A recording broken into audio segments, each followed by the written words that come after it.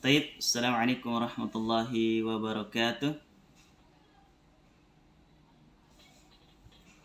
Alhamdulillah, Alhamdulillahi Rabbil Alamin.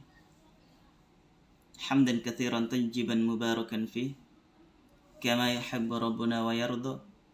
Ashhadu an la ilaha illallah wahdahu la sharika lah, wa ashhadu anna Muhammadan abduhu wa rasuluh. Amma ba'd. Qala Allah Ta'ala fi kitabihil karim, Ya ayyuhallazina amanu taqullaha haqqa tuqatih wa la tamutunna illa wa antum muslimun. Thumma a'lamu anna asdaqul hadithi kitabullah wa khairul haji haji Muhammadin sallallahu alaihi wasallam wa syarrul umuri muhdatsatuha wa kullu muhdatsatin bid'ah wa kullu bid'atin dalalah wa kullu dalalatin finnar. Amma ba'd. Anak-anakku sekalian yang saya cintai dan saya banggakan, marilah kita untuk senantiasa bersyukur kepada Allah Subhanahu wa taala atas segala limpahan rahmat yang diberikan kepada kita, sehingga pada pagi hari ini kita masih diberi kesehatan, kesempatan untuk melaksanakan aktivitas kita sebagaimana mestinya. Selawat berangkaikan salam semoga tetap tercurahkan kepada Nabi kita, Nabi Muhammad SAW. Semoga kita termasuk orang-orang yang senantiasa mengikuti sunnah-sunnah Rasulullah SAW, dan semoga di akhirat kelak kita mendapatkan syafaatnya. Amin ya rabbal alamin. Gimana kabarnya anak-anak? Sehat semuanya? Pada ceria semua hari ini ya? Alhamdulillah. Sudah sarapan semuanya? Sudah. Gunawan sarapan apa pagi hari ini? Lontong sayur. Baik. Semuanya dibuka kameranya. Tidak ada yang di-off-kan. Kalau ada yang off, Bapak kasih absen nanti ya.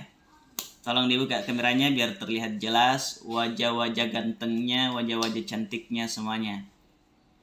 Biar enak pembelajaran kita pada pagi hari ini. Baik, Bapak mau absen dulu terlebih dahulu. Gunawan, Aldi Ramadan, Aji Prastiawan, Indra Garuda. Mana Indra Garuda ini? Melindawati. Ada? Musyarrafa Akila, Ira Wakira, Hafizu Helma, Irfan, Ernika, Yahya. Oke. Anak-anak, sebelum itu mari kita berdoa terlebih dahulu sebelum memasuki pembahasan kita pada pagi hari ini. Semoga dengan membaca doa Allah meridhoi apa yang kita laksanakan pada pagi hari ini, dan semoga itu menjadi catatan yang baik di sisi Allah Subhanahu wa taala. Berdoa dimulai. Bismillahirrahmanirrahim. Allahumma faqihna fid din wa 'allimna at-ta'wil. Rabbi syrah li sadri wa yassir li amri wahlul 'uqdatam min lisani yafqahu qawli.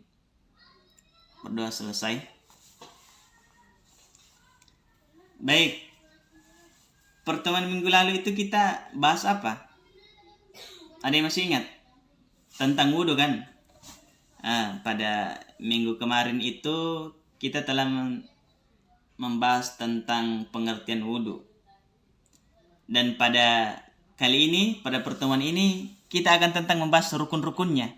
Yaitu rukun-rukun wudhu, sekaligus tata cara wudhu yang benar dengan yang sesuai dengan Al-Quran surah Al-Ma'idah ayat 6. Sebelum itu Bapak mau tanya dulu, apa definisi daripada rukun?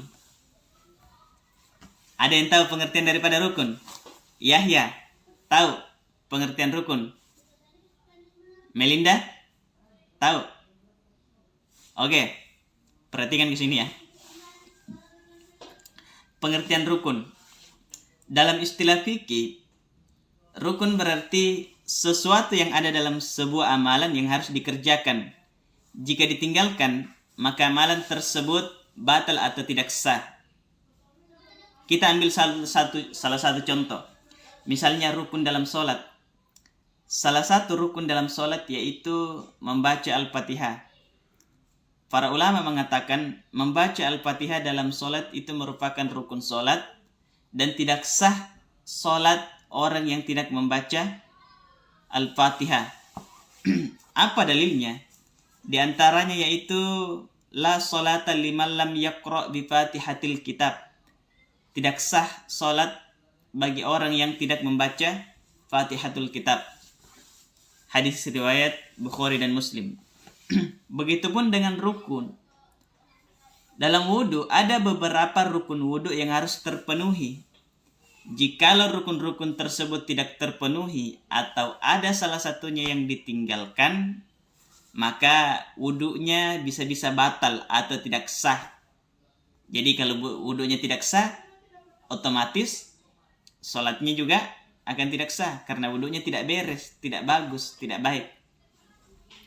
Baik, kita masuk pada pembahasan selanjutnya. Rukun wudu dalam Al-Quran. Di dalam Al-Quran hanya ada 4 hal pokok yang disebutkan dalam Quran surah Al-Maidah ayat 6. Sebagaimana bunyinya, A'udzu billahi minasyaitonir rajim. Bismillahirrahmanirrahim. Ya ayyuhallazina amanu idza qumtum ilas shalah faghsilu wujuhakum wa aydiyakum ilal marafiq wamsahu bi ru'usikum wa arjulakum ilal ka'bain. Artinya, hai orang-orang yang beriman, apabila kamu hendak mengerjakan sholat, maka basuhlah mukamu. Nah, itu yang pertama. Kemudian, dan tanganmu sampai dengan siku. Nah, itu yang kedua. Dan sapulah kepalamu. Itu yang ketiga. Dan basuh kakimu sampai dengan kedua mata kaki. Jadi hanya ada 4 yang disebutkan dalam Al-Quran. Surah Al-Maidah ayat 6. Baik. Selanjutnya, menurut mazhab Syafi'i menyebutkan rukun wudu itu ada 6 perkara. Kalau dalam Al-Quran tadi hanya ada 4 hal pokok yang disebutkan, dalam mazhab Syafi'i menyebutkan rukun wudu itu ada 6 perkara. Antara lainnya yang pertama ada niat, kemudian yang kedua membasuh wajah, kemudian yang ketiga membasuh kedua tangan sampai ke siku, dan yang keempat mengusap sebagian dari kepala, yang kelima membasuh kedua kaki sampai mata kaki, dan yang keenam tertib. Kalau dalam Al-Quran hanya ada 4, dalam mazhab Imam Syafi'i menyebutkan rukun wudu ada 6. Jadi ada 2 yang ditambahkan oleh Imam Syafi'i. Yang pertama ada niat, dan yang kedua itu tertib yang ditambahkan. Baik, kita akan bahas satu persatu. Yang pertama niat dulu. Mengapa Al-Imam Syafi'i rahimahullah menambahkan niat dalam rukun wudu? Karena niat ini merupakan penentu berpahala atau tidaknya sebuah amalan itu tergantung dari niatnya. Kita ambil salah satu contoh. Misalnya ada orang yang membaca Al-Quran semata-mata karena ingin mendapatkan pahala dari Allah Subhanahu wa Ta'ala, dan ada juga orang yang membaca Al-Quran karena ingin disanjung, ingin dipuji oleh manusia lainnya, ingin dikatakan hafiz. Kira-kira di antara kedua orang ini yang mana berpahala? Ya jelas berpahala orang yang membaca Quran niatnya karena ingin mendapatkan pahala dari Allah. Sedangkan yang ingin mendapatkan pujian dari manusia itu bahkan menjadi catatan yang buruk. Bukan berpahala, bahkan menjadi catatan yang buruk di sisi Allah Subhanahu wa Ta'ala. Makanya niat ini sangat penting, sangat berpengaruh akan sebuah amalan. Innama a'malu binniyat. Sebuah amalan itu tergantung daripada niatnya. Kalau niatnya baik, insya Allah hasilnya akan baik. Adapun niat yang buruk, insya Allah hasilnya akan buruk pula. Oke, kita masuk pada poin yang kedua, yaitu membasuh wajah. Dalam Al-Quran dikatakan faghsilu wujuhakum. Faksilu ini diambil dari kata gosala, artinya membasuh. Yang dikatakan membasuh adalah berarti air itu diambil kemudian ditumpahkan ke tempat yang akan kita basuh. Bukan airnya diambil kemudian dibuang baru diusapkan ke tempat yang akan basuh. Salah. Tapi airnya diambil kemudian ditumpahkan ke tempat yang akan kita basuh. Di mana yang akan kita basuh? Fil wajah, di wajah. Yang mana dimaksud dengan wajah? Di sini sampai tumbuhnya rambut, termasuk alis, di bawah sini, di sini juga di belakang telinga. Dan itu harus terkena semuanya. Dan kalau yang punya janggut di sela-sela, dan yang punya kumis pun begitu. Paham anak-anak ya?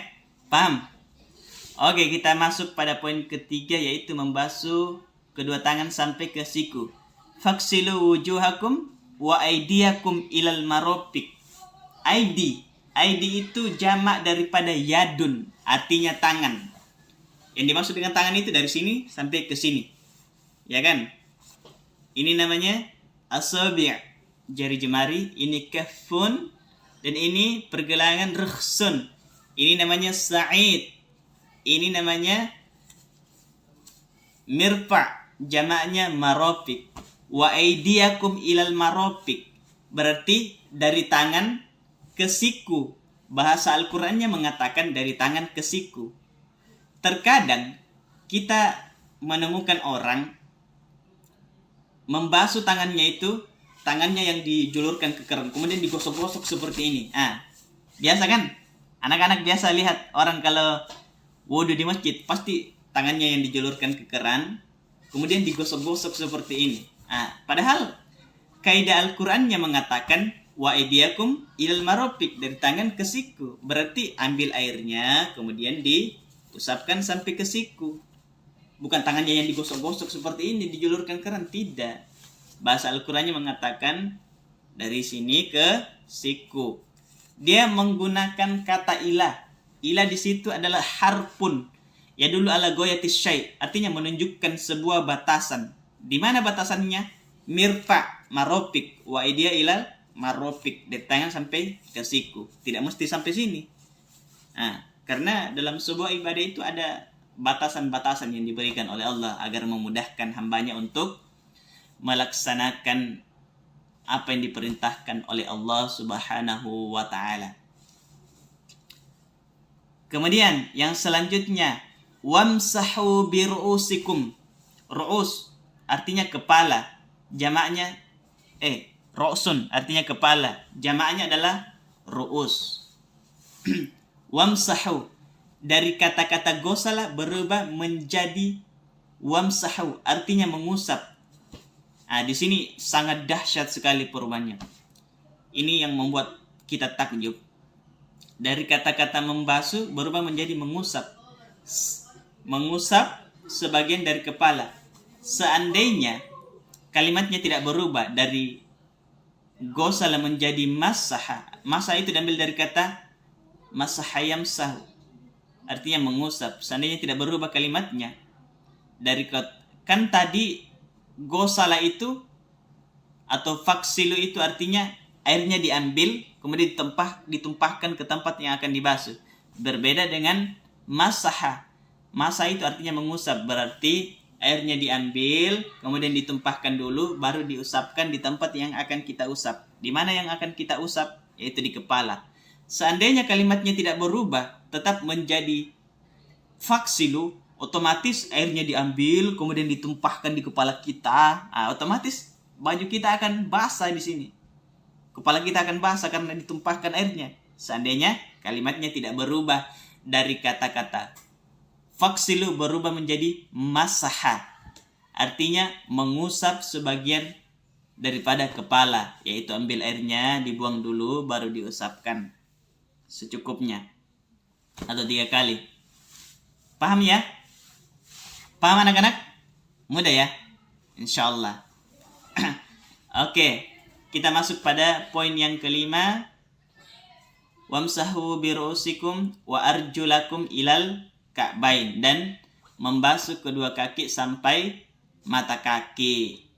Itu yang dibasuh. Jadi harus kakinya itu jarinya harus dicela-cela. jangan sampai ada air yang bagian jari yang tidak terkena air. Bisa-bisa wudunya tidak sah. Jadi betul-betul ini wudu harus diperhatikan, karena wudu ini penentu daripada sholat. Kalau wudunya tidak baik, pasti sholatnya tidak baik juga nanti. Jadi betul-betul harus diperhatikan. Oke anak-anak, kita masuk poin yang terakhir, yaitu tertib. Tertib artinya berurutan, sesuai dengan urutan. Harus kepala dulu, baru ini. Jangan kaki dulu, baru kepala, baru tangan. Harus berurutan, tangan, kemudian wajah, kemudian kepala, kemudian kaki. Harus berurutan. Oke? Paham sampai sini ya? Paham? Insya Allah langsung praktek nanti. Dipraktekkan supaya lebih mudah.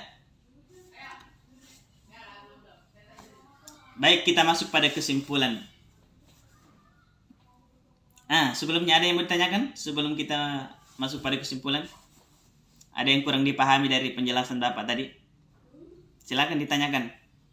Gunawan paham? Happy Zuelma paham? Paham ya, insyaallah ya. Insyaallah ini calon-calon guru semua. Oke, kesimpulan pada materi kita pada pagi hari ini.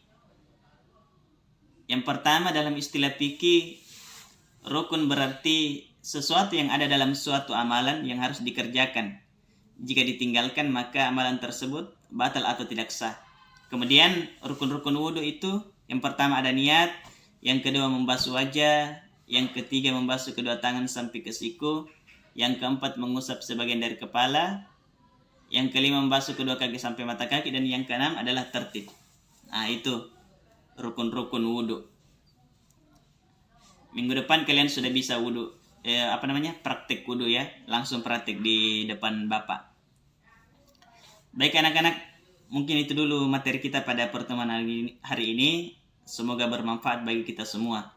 Semoga setelah ini wudu kita semakin benar, salat kita semakin khusyuk, dan semua amalan-amalan kita diterima di sisi Allah Subhanahu wa taala.